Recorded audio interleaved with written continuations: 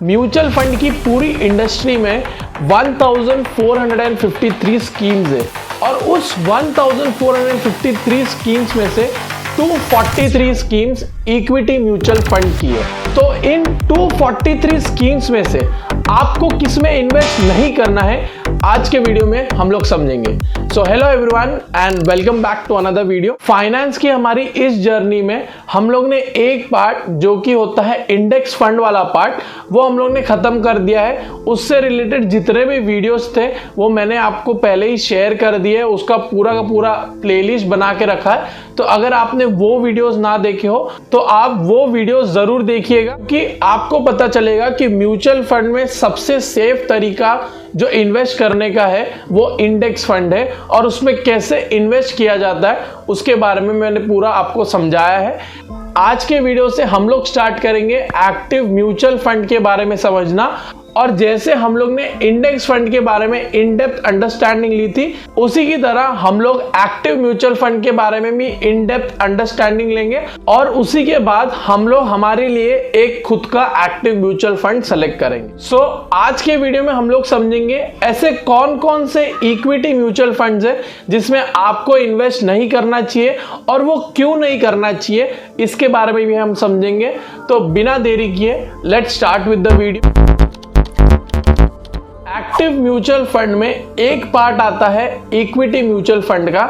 उस equity mutual fund में 243 schemes हैं जो कि आपको मार्केट में मिल जाएगी, लेकिन ये 243 स्कीम्स जो है वो ब्रॉडली कोई कोई कैटेगरी में डिफाइंड है। तो पहले हम लोग ये समझते हैं कि ये कैटेगरी कौन कौन सी है और उसके बाद में हम लोग ये भी समझेंगे कि इन कैटेगरीज में से आपको कौन कौन सी कैटेगरी में इन्वेस्ट नहीं करना। फर्स्ट कैटेगरी जो इक्विटी म्यूचुअल फंड की है उसको हम लोग बोलते हैं large cap equity funds.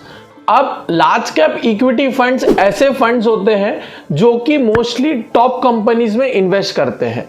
Majorly top 100 companies जो होती है उसमें large cap equity funds invest करते हैं। लार्ज कैप इक्विटी फंड का मेन ऑब्जेक्टिव होता है स्टेबल रिटर्न देना और ज्यादा रिस्क ना लेना। तो आपके जो पैसे हैं वो ज्यादा रिस्की एसेट्स में नहीं डालेंगे, मतलब रिस्की कंपनीज में नहीं डालेंगे, लेकिन आपको अच्छा खासा रिटर्न दे, यही ऑब्जेक्टिव होता है लार्ज कैप इक्विटी फंड का। तो इस फंड में उनको नहीं इन्वेस्ट करना चाहिए जिसको ज्यादा रिटर्न की जरूरत है और वो ज्यादा रिस्क लेने की भी कैपेबिलिटी रखता है। तो इस फंड में वही इन्वेस्ट करेगा जिसको स्टेबल रिटर्न्स चाहिए, मतलब अच्छे खासे रिटर्न्स चाहिए लेकिन रिस्क नहीं लेना उसको ज्यादा, वो लार्ज कैप इक्विटी फंड्स में इन्वेस्ट कर सकते हैं। सेकेंड कैटेगरी आ जाती है मिड कैप इक्विटी फंड्स। अब ये जो फंड है वो उन्हीं कंपनी में इन्वेस्ट करता है जिनमें उनको लगता है कि ग्रोथ पोटेंशियल अच्छा है। ऐसी कंपनी जो कि लार्ज कैप नहीं है बट जिसमें ग्रोथ ज्यादा होने वाली है, उन कंपनीज में mid cap equity funds invest करता है। तो मिड कैप इक्विटी फंड्स ऐसे फंड्स होते हैं जो कि रिस्क लेने को भी तैयार है, उसी के साथ साथ ज्यादा रिटर्न कमाने को भी तैयार है। तो इस फंड में उन्हें इन्वेस्ट नहीं करना चाहिए जिन्हें ज्यादा रिस्क नहीं लेना है। जिनको रिटर्न स्टेबल चाहिए वो मिड कैप इक्विटी फंड्स में ज्यादा इन्वेस्ट ना करें, क्योंकि इसके अंदर रिस्क भी ज्यादा होता है बट उसी के साथ साथ रिटर्न भी ज्यादा होते हैं। तो मिड कैप इक्विटी फंड्स में वही इन्वेस्ट करें जो ज्यादा रिस्क ले सकता है, जिसका रिस्क पोटेंशियल ज्यादा हो, वो मिड कैप इक्विटी फंड्स में इन्वेस्ट कर सकता है। थर्ड कैटेगरी आ जाती है स्मॉल कैप इक्विटी फंड्स। अब ये फंड्स जो होते हैं वो उन कंपनीज में इन्वेस्ट करते हैं जिसका मार्केट कैपिटलाइजेशन 5000 करोड़ से नीचे है, मतलब बहुत छोटी कंपनीज जिसके अंदर ग्रोथ पोटेंशियल तो बहुत ज्यादा ही है बट उसके अंदर रिस्क भी बहुत ज्यादा है। इस फंड का मेन ऑब्जेक्टिव यही है कि वो अपने इन्वेस्टर्स को ज्यादा रिटर्न दे बट उसी के साथ साथ वो बहुत ज्यादा रिस्क लेते हैं, क्योंकि वो ऐसी कंपनीज में इन्वेस्ट करते हैं जिसका मार्केट कैपिटलाइजेशन सिर्फ 5000 करोड़ से नीचे है, मतलब बहुत छोटी कंपनीज जिसके अंदर ग्रोथ तो बहुत हो सकती है बट उसी के साथ साथ उनके डूबने के चांसेस भी बहुत है। So small cap equity fund में उन्हें ही इन्वेस्ट करना चाहिए जिसे पता है कि मुझे ज्यादा रिटर्न चाहिए बट मैं उसी के साथ साथ ज्यादा रिस्क लेने को भी तैयार हूं। सबसे ज्यादा रिस्क आपको स्मॉल कैप इक्विटी फंड्स में ही मिलता है, क्योंकि इसके अंदर जो ग्रोथ पोटेंशियल है वो हाई है, बट वो जो कंपनीज में आप इन्वेस्ट कर रहे हो वो कंपनीज बहुत छोटी होती है, तो उनके चांसेस बढ़ने के और गिरने के बहुत ज़्यादा होते हैं। तो स्मॉल कैप इक्विटी फंड्स में उसी को इन्वेस्ट करना चाहिए जिसे पता है कि वो कितना रिस्क ले रहा है, तो ही उसे स्मॉल कैप इक्विटी फंड्स में इन्वेस्ट करना चाहिए। फोर्थ कैटेगरी आ जाती है मल्टी कैप इक्विटी फंड्स।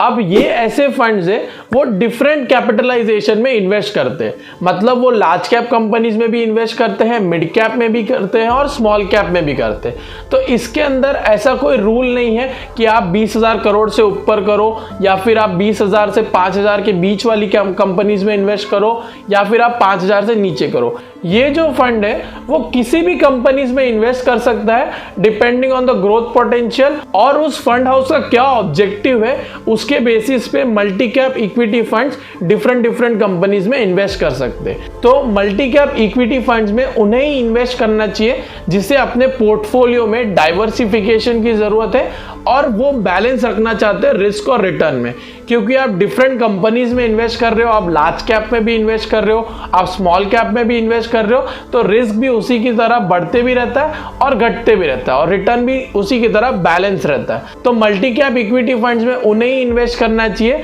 जिसे रिस्क और रिटर्न का बैलेंस चाहिए और डाइवर्सिफिकेशन भी चाहिए, क्योंकि multi cap equity funds different type of companies में इन्वेस्ट करते हैं, तो आपके पोर्टफोलियो में डाइवर्सिफिकेशन होता है जब आप मल्टी कैप इक्विटी फंड में इन्वेस्ट करते हैं। फिफ्थ कैटेगरी आती है सेक्टोरल या थीमेटिक फंड्स।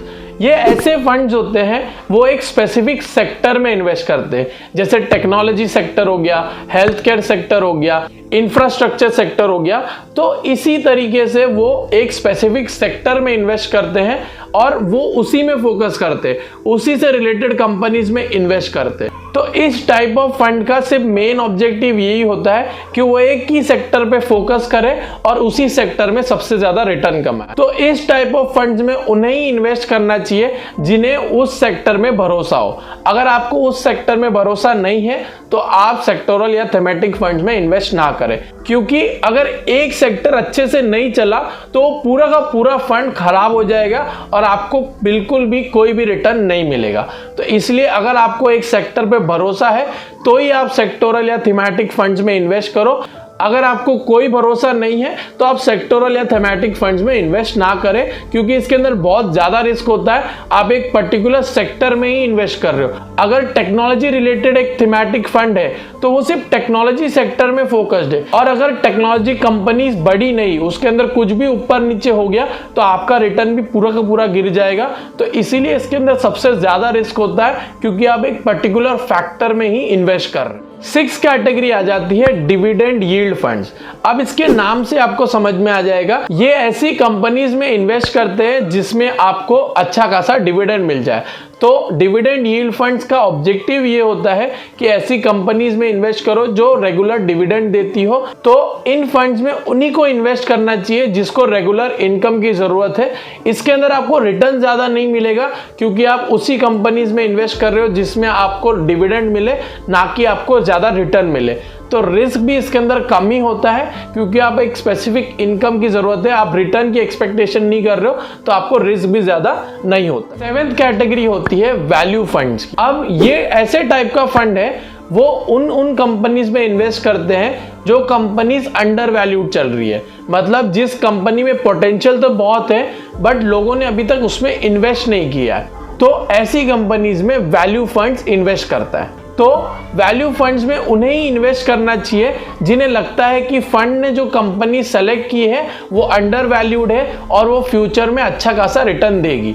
अगर आपको लगता है कि फंड ने जो कंपनी सेलेक्ट की है वो अच्छा रिटर्न दे चुकी है और अभी रिटर्न नहीं देगी, तो आपको उसमें इन्वेस्ट नहीं करना है, क्योंकि इसके अंदर भी रिस्क ज्यादा होता है। आप ऐसी कंपनीज में इन्वेस्ट कर रहे हो जिसमें आप सोच रहे हो कि आपको फ्यूचर में अच्छा रिटर्न मिलेगा, क्योंकि आज कंपनी डाउन है, लेकिन ये जरूरी नहीं कि वो कंपनी आगे जाके बढ़े भी। तो इसलिए वैल्यू फंड्स में भी रिस्क अच्छा खासा होता है, बट उसी के साथ साथ रिटर्न्स भी होते हैं, क्योंकि अगर वो अंडर वैल्यूड कंपनीज अच्छा परफॉर्म कर गई तो आपको रिटर्न्स भी बहुत अच्छे खासे मिलते हैं। तो वैल्यू फंड्स में उन्हें ही इन्वेस्ट करना चाहिए जिन्हें लगता है कि वो कंपनीज अंडर वैल्यूड है और वो कंपनीज आगे जाके परफॉर्म करेगी। सो इसी तरीके से जो हमारे इक्विटी फंड्स की 243 स्कीम्स है वो 7 कैटेगरी में डिवाइड होती है। इसके साथ साथ 2-3 कैटेगरीज और है, बट वो इतनी मेजर कैटेगरी नहीं है, इसलिए मैंने उसको स्किप किया है। अगर आपको वो जानना है तो आप गूगल भी कर सकते हो, लेकिन 243 स्कीम्स आपको इन 7 मेजर कैटेगरीज में मिल जाएगी। और मैंने आपको ये भी बताया कि किस फंड में किस किस को इन्वेस्ट करना चाहिए और किसको इन्वेस्ट नहीं करना चाहिए। और एक और चीज जरूर याद रखना, जब भी आप म्यूचुअल फंड में इन्वेस्ट करने जाओ तो आपको ये पता होना चाहिए कि आपका रिस्क पोटेंशियल कितना है, आपको कितना रिटर्न चाहिए और आपके ऑब्जेक्टिव्स क्या है। अगर आपको ये 3 चीज पता है तभी जाके आप म्यूचुअल फंड में इन्वेस्ट करो, उससे पहले आप म्यूचुअल फंड में इन्वेस्ट मत करना। क्योंकि अगर आपको ये सब चीज नहीं पता है तो आप उस म्यूचुअल फंड में इन्वेस्ट कर बैठोगे जिसमें आपको इन्वेस्ट नहीं करना चाहिए और उसके बाद में आपको उस तरीके का रिटर्न नहीं मिलेगा जितना आप एक्सपेक्ट कर रहे हो। तो जब भी आप इक्विटी म्यूचुअल फंड में इन्वेस्ट करो तो इन कैटेगरीज का जरूर ध्यान रखना और इनका नेचर कैसा है वो भी ध्यान रखना। प्लस इसके साथ साथ आपका रिस्क पोटेंशियल, आपकी रिटर्न की एक्सपेक्टेशन और आपका ऑब्जेक्टिव क्या है ये समझ लेना। उसी के बाद में आप इक्विटी म्यूचुअल फंड में इन्वेस्ट करना। सो आज के वीडियो के लिए बस इतना ही। मैं होप करता हूँ आपको अच्छे से समझा हो कि कौन कौन सी कैटेगरी होती है इक्विटी म्यूचुअल फंड में और उस कैटेगरी में किस किस को इन्वेस्ट नहीं करना चाहिए। तो अगर आपको इस वीडियो में कुछ भी नया सीखने मिला हो तो इस वीडियो को जरूर लाइक करना, अपने दोस्तों के साथ जरूर शेयर करना और इस चैनल को अगर आपने सब्सक्राइब नहीं किया है तो इस चैनल को जरूर सब्सक्राइब करना। मैं मिलता हूं आपको अगले वीडियो में। Till then thank you so much and bye bye.